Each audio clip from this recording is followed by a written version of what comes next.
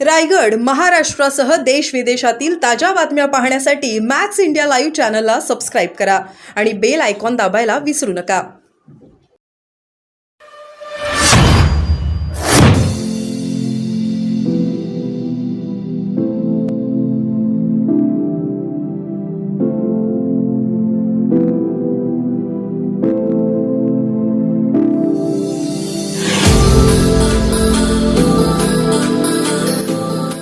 आणि तासाभरामध्ये आम्हाला जागाच मिळत नाहीत.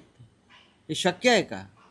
मला सांगा ना तुम्ही. राऊत साहेब काय नेमकं करणार काय आहात? कारण असीम सरोदे बघा, आम्ही रडीचा डाव खेळत नाही की आम्ही हारलो म्हणून नाही बोलतोय. बॅलेट पेपरवर निवडणुका घ्या हे आम्ही गेले 10 वर्ष सांगतो. आता ते म्हणतील की झारखंडला जिंकला नाहीत का? मग झारखंडला तुम्ही जिंका, महाराष्ट्र आम्ही जिंकतो ना. असं करा ना एक दिवस. झारखंडला जिंकला नाहीत का? हां, तुम्ही एक दिवस असं करा. मग EVM मशीनमध्ये घोटाळे करून याला झारखंड आम्ही जिंकतो, महाराष्ट्र तुम्ही जिंका. आता उत्तर प्रदेश बरोबर एखादं लहान राज्य असेल ना कुठलं, तर ते लहान राज्य विरोधी पक्षाला जिंकायला देतील EVMच्या माध्यमातून, आणि उत्तर प्रदेश बिहार ते जिंकतील. पवार साहेबांनी व्यक्त केलेली शंका जी आहे, प्रथमच त्यांनी अशी शंका व्यक्त केली. राऊत साहेब, भाजपच्या इतक्या मोठ्या यशाचं सूत्र हे प्रादेशिक पक्षांमधली मतविभागणी, मग शिवसेना असेल किंवा NCP असेल. शिवसेनेची 2 गटांमध्ये विभागणी, NCPची 2 भारतीय जनता पक्षाचं अनालिसिस केलं नक्कीच आहे, त्या पद्धतीनं सुद्धा केलं आणि काही तांत्रिक बिघाडसुद्धा, घोटाळेसुद्धा केले. फोडा झोडावर राज्य करा, डिवाइड अँड रूल. हे काय म्हणतात, एक आहे तो सेफ आहे. जे एक आहेत त्यांना तोडायचं, जे एक आहेत त्यांच्यामध्ये दुफळी निर्माण करायची, मतविभागणी करून घ्यायची. त्यासाठी प्रचंड पैसा, दबाव, यंत्रणा वापरायच्या आणि निवडणुका जिंकायच्या. हे मोदींचं यश आहे. मोदी काय देशाचे नेते आहेत असं मानायला तयार नाही मी अजूनही. देशाचे नेते पंडित नेहरू होते, इंदिरा गांधी होत्या, राजीव गांधी होते, मनमोहन सिंगसुद्धा होते. कारण त्यांनी या देशातली लोकशाही आणि अखंडता टिकवण्यासाठी आपलं आयुष्य वेचलं आणि त्यांनी अशा प्रकारचं कृत्य केली नाही. राऊत साहेब, तुम्ही कालही म्हणाला, आजही तुम्हाला हा प्रश्न विचारतोय. हे निकाल पाहता आता महाराष्ट्रात 2 भाऊ उद्धव ठाकरे, राज ठाकरे यांनी मराठी मतांची विभागणी टाळण्यासाठी मराठीच कशाला, हे लक्षात घ्या. हा प्रश्न फक्त राज ठाकरे आणि उद्धव ठाकरे यांचा नाही. ज्यांना ज्यांना या महाराष्ट्राविषयी प्रेम आहे अशा प्रत्येकानं, मग प्रकाश आंबेडकर सुद्धा असते, ते मराठी नाहीत का? ते महाराष्ट्राचे कोणी देणं लागत नाहीत. संयुक्त महाराष्ट्राच्या लढ्यात डॉक्टर बाबासाहेब आंबेडकर यांचं योगदान आहे. आणि महाराष्ट्रामध्ये मराठी माणूस एक राहिला नाही तर हा महाराष्ट्र, मुंबई ही हमालांची आणि पाटीवाल्यांची होईल, असं डॉक्टर आंबेडकरांनी तेव्हा इशारा दिलेला आहे. आज नेमकं तेच होत आहे. त्याच्यामुळे महाराष्ट्रावर प्रेम करणाऱ्या प्रत्येक राजकीय पक्षाचं आणि नेत्याचं योगदान आहे. मग कोणी भारतीय जनता पक्षामध्ये असते, कोणी शिंदे गटामध्ये असते. खरोखर त्यांच्या काळजामध्ये काय घरघर लागले असेल तर ते एक होते. नाही, पण राऊत साहेब, मी यासाठी स्पेसिफिक विचारतोय. गेल्या 10 वर्षात म्हणजे 2014 पासून ठाकरे ब्रँडला उतरती कळा लागली आहे. हे पाहता ठाकरे ब्रँड खतम करावा यासाठीच मोदी आणि शहांचं संपूर्ण कारस्थान सुरू आहे ना. या महाराष्ट्रात ठाकरे, उद्धव ठाकरे यांनी या महाराष्ट्रामध्ये ठाकरे ब्रँड राहूच नये. शरद पवारांचं नाव राहू नये.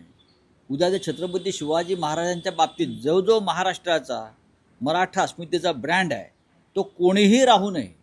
हे मोदी आणि शहांचं कायम एक दुःस्वप्न आहे, लक्षात घ्या. आम्हाला असं वाटतं की मराठी माणसांनी महाराष्ट्रासाठी एकत्र असायला पाहिजे. मग ते कोणीही असोत. आणि राग, लोभ, अहंकार, द्वेष, मस्त हे बाजूला ठेवून आपण एकत्र येऊन चर्चा केली पाहिजे. हे माझं म्हणणं सगळ्यांसाठी आहे. तुम्ही व्यक्तिगत कोणाविषयी घेऊ नका. थँक्यू.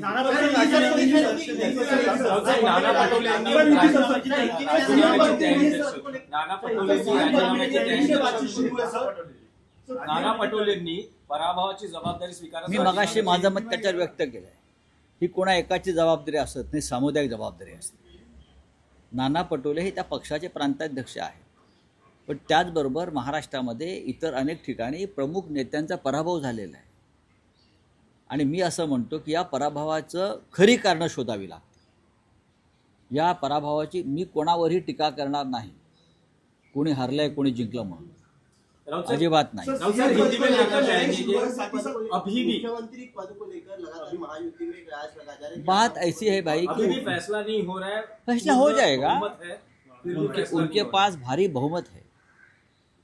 बहुमत इतना बड़ा है कि वो निर्णय कुछ भी ले सकते, किसी को भी मुख्यमंत्री बनाकर दिल्ली से भेज सकते। महाराष्ट्र का मुख्यमंत्री दिल्ली तय करेगी, मोदी शाह तय करेगी। वो मुख्यमंत्री ऐसा रहेगा जिससे गुजरात को ज़्यादा फायदा जो कर सकता है वही नेता मुख्यमंत्री होगा। महाराष्ट्र के फायदे की बात नहीं होगी, मराठी मानुस के फायदे की बात नहीं होगी, लेकिन ये उनका फैसला होगा। उनके पास बहुमत है, बहुमत के ताकत पर, बल पर वो किसी को भी मुख्यमंत्री बना सकते हैं। और मोदी और शाह जी ने राजस्थान, मध्य प्रदेश में इस प्रकार का निर्णय लेकर दिखाया है। सर बीजेपी ने कहा है कि एलओपी वो नहीं बनने देंगे महाराष्ट्र में। शरद पवार ने कल एक बयान दिया है कि बटेंगे तो कटेंगे, ये जो नारा चलाया गया है इसकी वजह से वोटों का ध्रुवीकरण होगा। देखिए, ये ध्रुवीकरण की बात तो माननी पड़ेगी। यही उनकी सबसे बड़ी ताकत रही, मतों का ध्रुवीकरण, मतों का विभाजन, चाहे जात के आधार पर, चाहे धर्म के आधार पर, चाहे पार्टी तोड़कर विचारधारा के आधार पर। ये मोदी जी की यही ताकत है। अगर मोदी जी देश के असली नेता होते या शाह साहब, तो ये काम करने की उनको ज़रूरत नहीं पड़ती। ये गंदगी जो है राजनीति में लाई है, ये खिचड़ फैलाने की उनको ज़रूरत नहीं पड़ती। अगर आप नेता है, लोग आपकी बात मानते हैं, तो उसको तोड़ो, उसको फोड़ो, उसको खरीद लो, ये ज़रूरत नहीं पड़ती। ये काम कभी पंडित नेहरू ने नहीं किया, इंदिरा गांधी जी ने नहीं किया, मनमोहन सिंह साहब ने नहीं किया। हाँ, ये काम जो ऐसे लोग करते हैं जो मन से राजनीति में भी कमज़ोर है और अपने पार्टी में भी कमज़ोर है। अजित पवार असं म्हणतात की शरद पवारांनी चूक केली, लोकसभेला मी चूक केली, मी मान्य केली, पण विधानसभेला माझ्या पुतण्याला धंदा पाणी करायचा, त्याला माझ्या समोर उभं केलं। काफी सवाल उठाए जा रहे हैं। महाराष्ट्र में 400 से भी ज़्यादा कंप्लेंट्स हमारे पास आई है ईवीएम के बारे में। हम उस बारे में स्क्रूटिनी कर रहे हैं और बाद में क्या करना है देख लेंगे। अभी हमारे नासिक के कैंडिडेट है, हमारे पार्टी। अजित पवार असं म्हणतात की शरद पवारांनी चूक केली, लोकसभेला मी चूक केली, मी मान्य केली, पण विधानसभेला माझ्या पुतण्याला धंदा पाणी करायचा, त्याला माझ्या समोर उभं केलं।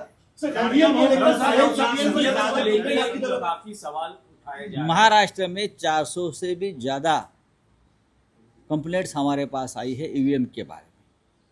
हम उस बारे में स्क्रूटिनी कर रहे हैं और बाद में क्या करना है देख लेंगे।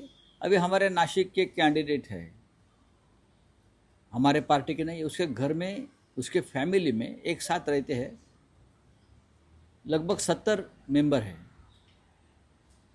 माँ है, बच्चे हैं, बहन है, बीवी है, भाई है, उनके नौकर है, उनके कार्यकर्ता है। 65 लोगों का एक फैमिली है, उनको 4 वोट पड़े हैं। वो ऐसा कैसा हो सकता है? ऐसी बहुत जगह से हमको कंप्लेंट्स आई है और ईवीएम ये बहुत बड़ा मुद्दा इस चुनाव में रहा। इसलिए हम इस बार कहते हैं कि ये जो निर्णय है वो आप रखिए, लेकिन महाराष्ट्र में आप ये चुनाव फिर एक बार लेकर मतपत्रिका बैलेट पर लीजिए और हमें दिखाइए कि हमारा फैसला ईवीएम का सही है। अगर बैलेट पर आप जीतते हो, देखिए पोस्टल बैलेट पर जो काउंटिंग हो गया महाराष्ट्र, उसमें तो महाविकास आघाड़ी का सब जगह पर हमने आगे है, हम लीड पर है। 140 145 सीट पर हम लीड पर हैं। बैलेट पेपर पर जो चुनाव और काउंटिंग हो गया, तो अचानक 1 घंटे में हम नीचे कैसे आ सकते हैं? और इतने नीचे क्या ये पॉसिबल है? शरद पवार जैसा नेता, महाराष्ट्र उसके पीछे खड़ा था इस बार। उनको जिस तरह से सीटें मिली है या अजित पवार को सीटें मिली है, ये कौन सा निर्णय है? इसके लिए ये जो सब खिचड़ हो गया ना महाराष्ट्र में, मिस्टर चंद्रचूड़ जिम्मेदार है। राउत साहब, और एक सवाल है। राउत साहब,